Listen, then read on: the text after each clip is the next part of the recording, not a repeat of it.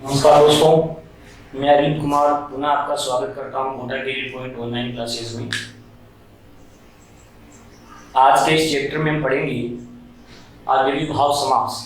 इससे पहले जो हमने पढ़ा समास किसे कहते हैं, समास कितने प्रकार का होता है, समास की शाखाएं किस प्रकार से निकली, क्या समास शब्द का अर्थ होता है, कितने इसके भेद होते हैं, और कक्षा 10 और 9 के विद्यार्थियों के लिए जो सिलेबस में आपको दे रखा है उसमें भी पढ़ेंगे।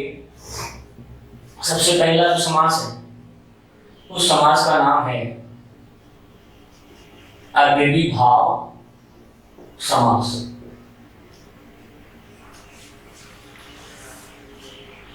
दो पदों को मिलाकर संक्षेप करना समास कहलाता है। ये हमने पिछली क्लास में पढ़ा। तो हमने पढ़ा कि जब भी हम दो पदों का योग करेंगे तो एक नवीन पद बनेगा जिसको हम कहते हैं समस्त पद। पहले वाले पद को समास की भाषा में कहा जाता है पूर्व पद, बाद वाले पद को समास की भाषा में कहा जाता है उत्तर पद, और इस नए बने हुए शब्द को समास की भाषा में कहा जाता है समस्त पद। दोनों पदों को मिलाकर संक्षेप करना कहलाता है समास, और इस समास से युक्त यानी समस्त पद को अलग अलग करना ये कहलाता है समास विग्रह। तो देखो हम पढ़ेंगे अव्ययीभाव समास। अव्ययीभाव समास का जो शाब्दिक अर्थ होता है वो होता है अव्यय का भाव। और अव्यय किसे कहते हैं, तो अव्यय का मतलब हिंदी में होता है अविकारी शब्द, और संस्कृत में इसका अर्थ होता है सैदृशम त्रिषु लिंगेषु सर्वासु च विभक्तिषु वचनेषु च सर्वेषु यत् न वेति तत् अव्ययम्। अर्थात कि हिंदी और संस्कृत के अंदर ये भेद है कि संस्कृत के अंदर शब्दों के रूप चलते हैं और वो परिवर्तित होते हैं। जैसे उदाहरण के लिए राम है रामो रामा, रामम रामो रामान, 7 विभक्तियों 3 वचनों में जो आपका राम शब्द परिवर्तित होता है। इसी प्रकार से पठती पठत पठंती पठसी पठत पठत पठ धातु जो है वह प्रथम मध्यम और उत्तम पुरुष के रूप में एक वचन और द्विवचन के अंदर परिवर्तित होते हैं। तो जब संस्कृत का कोई भी ऐसा शब्द जो ना तो विभक्ति के अंदर परिवर्तित होता हो, ना वचन में परिवर्तित होता हो, ना पुरुष में परिवर्तित होता हो, ना किसी लिंग में परिवर्तित होता हो, हूबहू एक ही समान जो शब्द रहता है उसको हम कहते हैं अव्ययी। तो कहने का मतलब अव्ययीभाव समास के अंदर जब हम दो पदों को मिलाएंगे और मिलाने के बाद में जो एक नया पद बनेगा जिसको हम कहते हैं समस्त पद, तो समस्त पद भी क्या बन जाएगा, अव्यय। अर्थात अव्ययीभाव समास का जो समस्त पद होता है उसके रूप नहीं चलते हैं, वो यथावत अपनी स्थिति में बना रहता है। इसका मतलब हुआ अव्ययीभाव समास। दूसरी जो मेन बात है अव्ययीभाव समास में वह ये है कि अव्ययीभाव समास का जो पूर्व पद होता है वह पूर्व पद प्रधान होता है, यानी कि दो पदों को मिलाने के बाद में जो नया पद बनेगा इस नए पद में अर्थ की दृष्टि से ज्यादा बलवान शब्द जो होगा वो होगा पहला शब्द, यानी पहले शब्द का अर्थ अधिक आएगा और द्वितीय शब्द का अर्थ कम आएगा। तो पूर्व पद प्रधान होने के कारण अब इसकी कुछ शर्तें हैं कि पूर्व पद के अंदर या तो कोई उपसर्ग होगा या कोई अव्यय होगा, बाद वाला जो शब्द होगा वह कोई संज्ञा शब्द होगा। तो यानी कि अब ये इसकी शर्त हो गई अव्ययीभाव समास की कि इसका पहला जो शब्द होता है वो या तो कोई उपसर्ग होता है या कोई अव्यय होता है, और दूसरा पद कोई भी संज्ञा शब्द होता है, और दोनों को मिलाकर हम समास कर देते हैं तो समास किया हुआ शब्द अव्यय बन जाता है। इसी का अर्थ है कि अव्यय का भाव हो जाना अव्ययीभाव। और अव्यय कर देने पर अर्थ ज्यादा प्रधान किसका होगा, उपसर्ग या अव्यय का, और बाद में जो नया रूप बनेगा इसका रूप नहीं चलेगा, वह एक समान स्थिति में बना रहेगा और सदैव होगा नपुंसकलिंग में। अव्ययीभाव से निर्मित शब्द जो होता है वह हमेशा कौन से लिंग में होता है, नपुंसकलिंग के अंदर होता है, और वह होता क्या है, वह अव्यय होता है, उसके रूप नहीं चलते। तो देखो सबसे पहली बात कि अव्ययीभाव समास में जब हम दो पदों को मिलाएंगे तो नपुंसकलिंग का निर्धारण हम किस प्रकार करेंगे। तो उसके लिए छोटी सी बात आपको जान लेनी है कि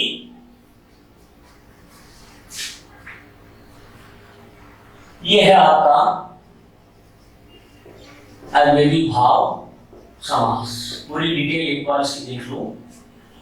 पहला पद जो होगा वह कोई उपसर्ग होगा या कोई अव्यय।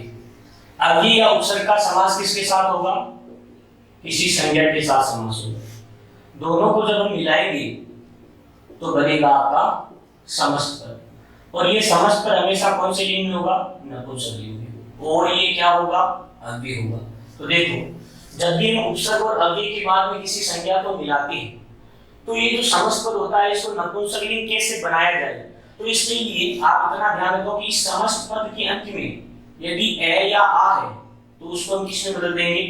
अम में। इस समस्त पद के अंत में यदि कोई दीर्घ स्वर है तो उसको हम किसमें बदल देंगे?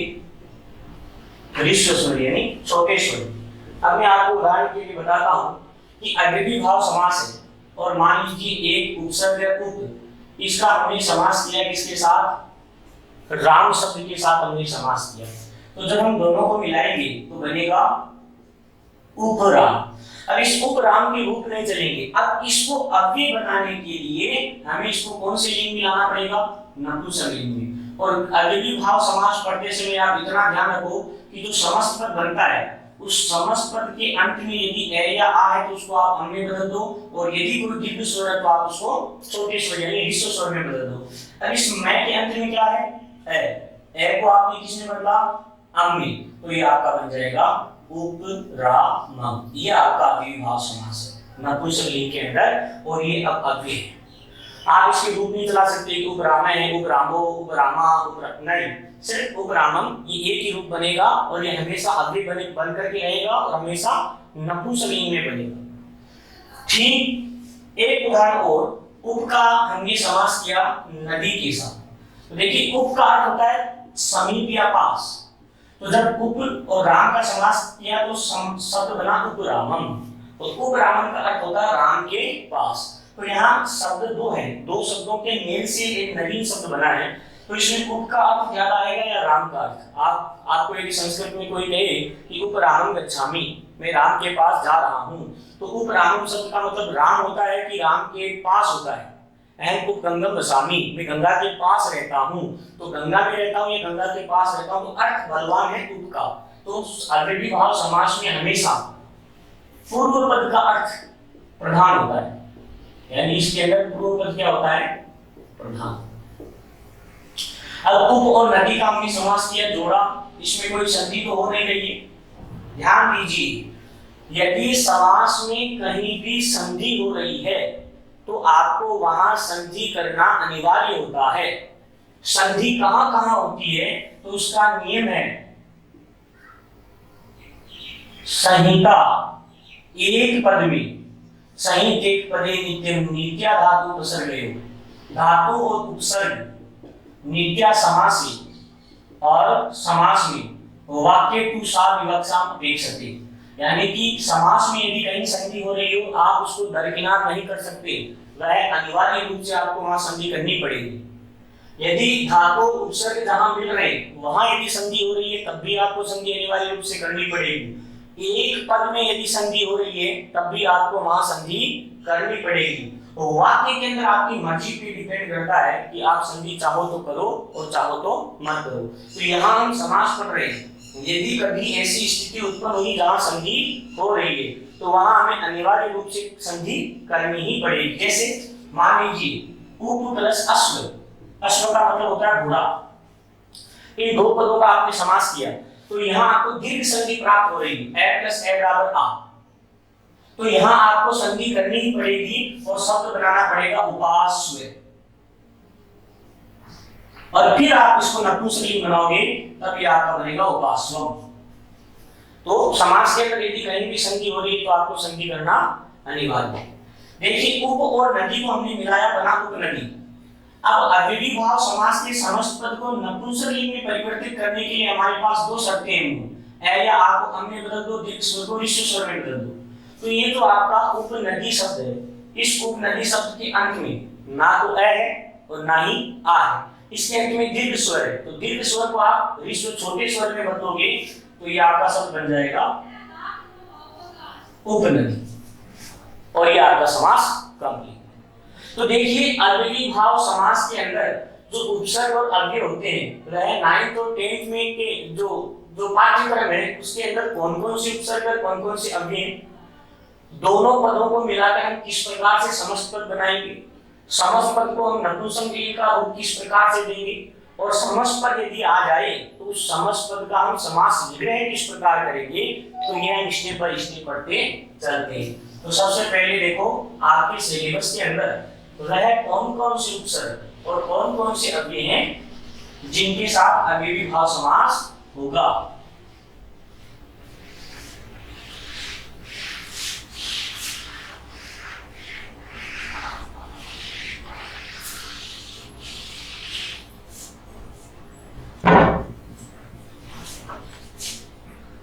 समास आपका अव्ययी भाव कौन से लिंग में होता है, नपुंसकलिंग में। करना क्या है नपुंसकलिंग के लिए, ए या आ को अम में बदल दो और दीर्घ स्वर को विश्व स्वर में बदल दो। आइए आपके सिलेबस में वह कौन कौन सी उपसर्ग या कौन कौन से अव्यय हैं, तो सबसे पहले देखो उप, दूसरा है अनु, तीसरा है अधि, चौथा है प्रति, पांचवा है सह,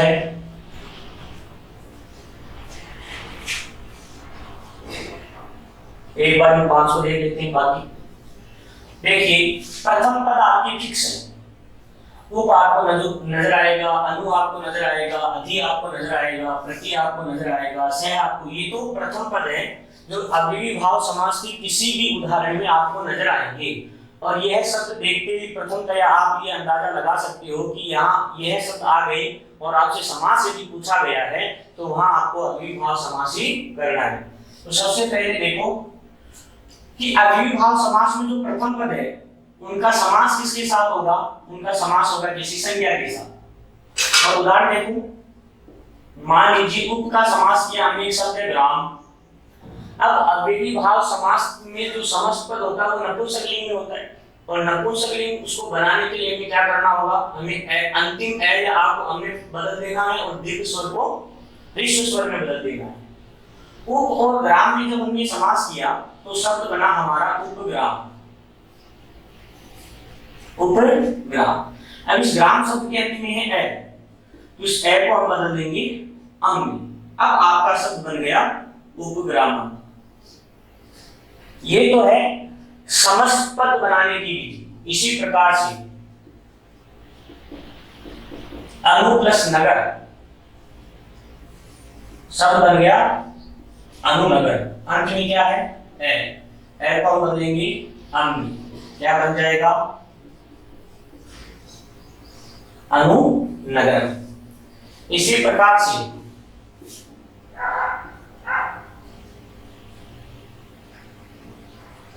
अधि प्लस हरि, अधिहरि। अब देखो इस अधिहरि शब्द के अंत में ना तो ए है और ना ही आ है, ना कोई दीर्घ स्वर है, कोई हूबहू बना रहेगा, इसमें कोई परिवर्तन नहीं होगा, बस ये आपका शब्द बन गया अधिहरि। इसी प्रकार से प्रति प्लस एक संधि करोगे प्रत्येक। मैंने अभी आपको बताया कि समास में अगर कहीं पर भी संधि हो रही है तो आपको संधि करनी ही पड़ेगी। प्रति प्लस एक में यह संधि हो रही है, शब्द बना हमारा प्रत्येक। अब इस प्रत्येक शब्द के अंत में क्या आ रहा है, ए आ रहा है, तो इसको हम किसमें बदल देंगे, हम। अब आपका शब्द क्या बनेगा, प्रत्येकम। इसी प्रकार से इस सह शब्द का केवल सह भाग शेष रहता है। अव्ययी भाव समास करते समय इस सह अव्यय का केवल सह भाग शेष रहता है। अब सह का हमने समास किया पुत्र के साथ, तो ये आपका शब्द बना सह पुत्र, ए को हमने किसमें बदला, अम में, और ये आपका बन गया सहपुत्र। तो ये तो है समस्त पद बनाना। अब देखिए, हालांकि अव्ययीभाव समास 16 अर्थों के अंदर होता है, लेकिन हमारे सिलेबस में केवल 7 अर्थों में दिया गया। 5 आपके सामने है, उप, अनु, अधि, प्रति, सह।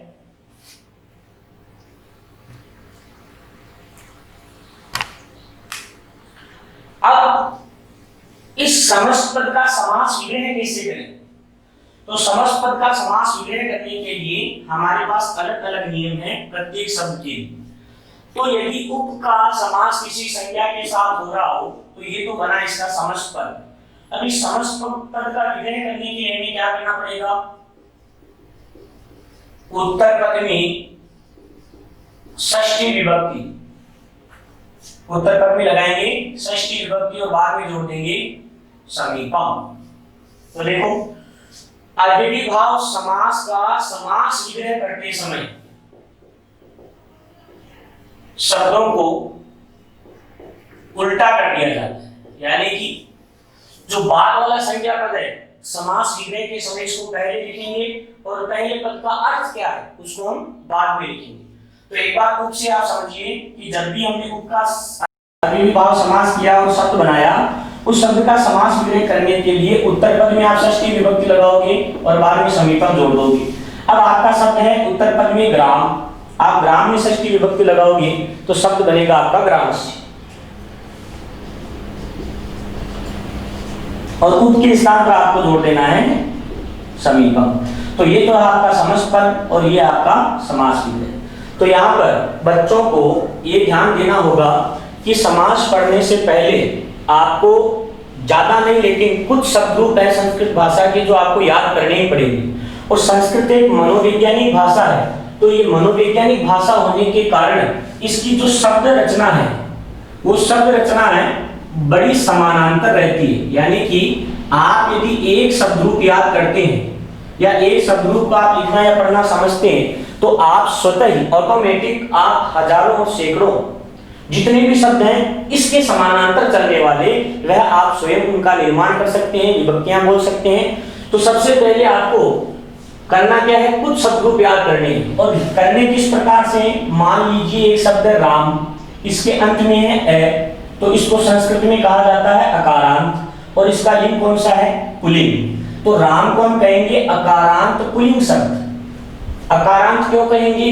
क्योंकि इसके अंत में आ रहा है ए और लिंग इसका कौन सा है? पुल्लिंग। अब यदि आप राम शब्द संस्कृत भाषा में याद करते हो तो दुनिया के तमाम अकारांत पुल्लिंग शब्द आपको अपने आप आ जाएंगे। जैसे मान लीजिए आपने राम शब्द की एक लाइन की, राम है रामो रामा, इसको आपने याद किया, तो अब कृष्ण है कृष्णो कृष्णा, बलराम है बलरामो बलराम, सोहने सोहनो सोहना, मोहने जितने भी ए अंत वाले पुल्लिंग शब्द हैं उनके सारे रूप किसकी तरह चलेंगे? राम की तरह। इसी प्रकार से एक शब्द है रमा। अब रमा के अंत में आ आता है तो इसको कहेंगे आकारांत, और है कौन सा लिंग? स्त्रीलिंग। तो रमा कैसा शब्द है? आकारांत स्त्रीलिंग, यानी आ अंत वाला स्त्रीलिंग शब्द है। रमा रमे रमा रमाम रमे रमा, आपने इसको याद किया तो रमा, लता, गीता, सुनीता, बबीता, कविता, सीता, इन सारे शब्दों के रूप रमा की तरह चलेंगे। दुनिया के ऐसे सारे शब्द जिनके अंत में आ हो और वह स्त्रीलिंग हो, सबके रूप किसकी तरह चलेंगे? रमा की तरह। तो इस प्रकार से आपको एक एक शब्द रूप आवश्यक रूप से याद कर लेना है। राम है, रमा है, इसी प्रकार से हरि है, गुरु है ना, अस्मद है, युष्मद है। तो शब्दों के रूप, क्योंकि यहाँ पर मैं आपको पूर्ण रूप से प्रत्येक शब्द की विभक्तियां लिख करके, षष्ठी विभक्ति का रूप कौन सा है, पंचमी का कौन सा है, तृतीया का कौन सा है, तो ये असंभव सा कार्य है अभी ऑनलाइन क्लास में। तो सबसे पहले आपको ये शब्द रूप याद करके, और जितना आपको यहाँ समझाया या बताया जा रहा है कि इसके उत्तर पद में आप षष्ठी विभक्ति लगाइए, तो आप उत्तर पद देख करके कि ए अंत वाला है, आ अंत वाला है, ई अंत वाला है, उ अंत वाला है, पुल्लिंग है, स्त्रीलिंग है, इसके आधार पर आप उस शब्द के अनुसार जैसे विभक्ति लगा सकते हो। जैसे ग्राम शब्द के अंत में ए है तो ए किसके अंत में? राम के अंत। अब राम शब्द यदि आपको आता है तो राम शब्द की षष्ठी विभक्ति में रूप बनेगा रामस्य, तो ऑटोमेटिक ग्राम का बन गया ग्रामस्य, और हमने फिर जोड़ दिया समीपम। इसी प्रकार से अनु का जब हम समास विग्रह करेंगे तो अनु का पश्चात यानी बाद में अर्थ होता है, तो हम क्या करेंगे, उत्तर पद में षष्ठी विभक्ति लगाकर और बाद में क्या जोड़ देंगे, पश्चात जोड़ देंगे। अब उत्तर पद है इसका नगर, तो नगर में षष्ठी विभक्ति लगाओ नगरस्य और बाद में हम क्या जोड़ देंगे, पश्चात। इसी प्रकार से अधि का जब हम समास विग्रह करेंगे तो उत्तर पद में विभक्ति लगाएंगे सप्तमी और बाद में जोड़ देंगे इति। तो हरि शब्द में सप्तमी विभक्ति लगाई, बना हरौ और बाद में हमने जोड़ दिया इति। इसी प्रकार से प्रति के योग में जो उत्तर पद होता है उस उत्तर पद में विभक्ति लगाते हैं द्वितीया, और द्वितीय विभक्ति लगाकर इसको दो बार लिखते हैं और बाद में क्या जोड़ देते हैं प्रति, क्योंकि प्रति का अर्थ होता है विप्सा और विप्सा का अर्थ होने के कारण इसको हम दो बार लिखेंगे। अब उत्तर पद है एक, एक में आप द्वितीय विभक्ति लगाओगे तो एकम, फिर इसको दो बार लिखोगे एकम एकम और फिर जोड़ देना है प्रति। इसी प्रकार से सह के योग में जब आप समास विग्रह करोगे तो सह का अर्थ होता है साथ में, तो उत्तर पद में आप लगाओगे तृतीय विभक्ति और बाद में जोड़ दोगे सहितम। उत्तर पद है यहाँ पर पुत्र, पुत्र में आपने तृतीय विभक्ति लगाई, बना पुत्रेण और बाद में आपने जोड़ दिया सहितम। तो कहने का तात्पर्य ये है कि ये तो विधि है समस्त पद बनाने की, दो पदों को मिलाकर के एक कैसे किया जाता है, और ये है समास विग्रह करने की। तो समास विग्रह करने के लिए प्रत्येक पद का अलग अलग नियम है। उप यदि आ गया तो आप समास विग्रह करते समय उत्तर पद में षष्ठी विभक्ति लगाकर समीपम जोड़ोगे, तो यहाँ हमने षष्ठी विभक्ति लगाकर समीपम जोड़ दिया। अनु यदि आ गया तब आप उत्तर पद में षष्ठी विभक्ति लगाकर बाद में पश्चात जोड़ोगे, तो उत्तर पद में हमने षष्ठी विभक्ति लगाकर पश्चात जोड़ दिया। अधि यदि आ गया तो उत्तर पद में आप सप्तमी विभक्ति लगाकर के इति जोड़ोगे, तो यहाँ हमने हरि शब्द में सप्तमी विभक्ति लगाकर इति जोड़ दिया। प्रति यदि आ गया तो उत्तर पद में द्वितीय विभक्ति लगाकर उसको दो बार लिखोगे फिर प्रति जोड़ोगे, तो एक है उत्तर पद, इसको अंदर हमने द्वितीय विभक्ति लगाकर इसको दो बार लिखा और फिर प्रति जोड़ दिया।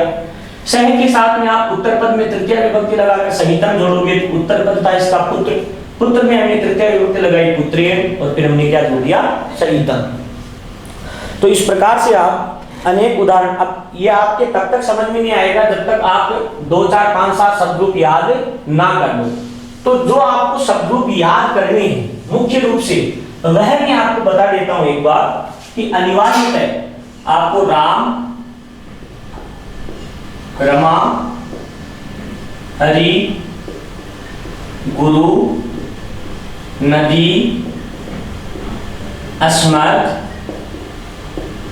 युष्मत्, तत्, इन शब्दों को तो आपको अनिवार्य रूप से याद करना ही करना है। इन शब्दों को आप अनिवार्य रूप से याद कर लोगे तो समास के अंदर आपको किसी प्रकार की कठिनाई का अनुभव नहीं होगा। अब इन 5 शब्दों के अलावा और शब्द कौन कौन से हैं जो आपके सिलेबस में हैं?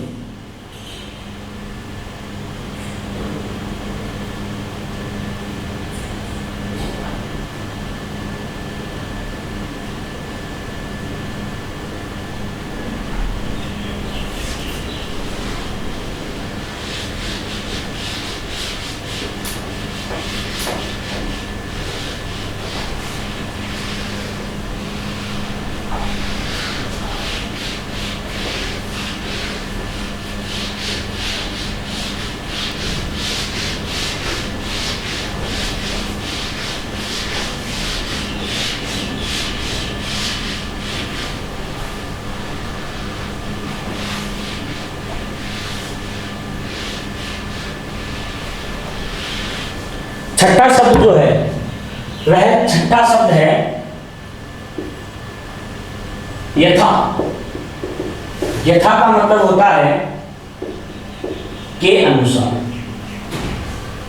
अब देखो यथा का समास होगा किसी संज्ञा के साथ, और जब किसी संज्ञा के साथ समास होगा तो दोनों को मिलाकर हम क्या बनाएंगे समस्त पद। समस्त पद के अंत में ए या आ होगा तो उसको किस में बदलेंगे? अम में। कोई दीर्घ स्वर होगा तो उसको किस में बदलेंगे? ऋस्व स्वर में। समास विग्रह करते समय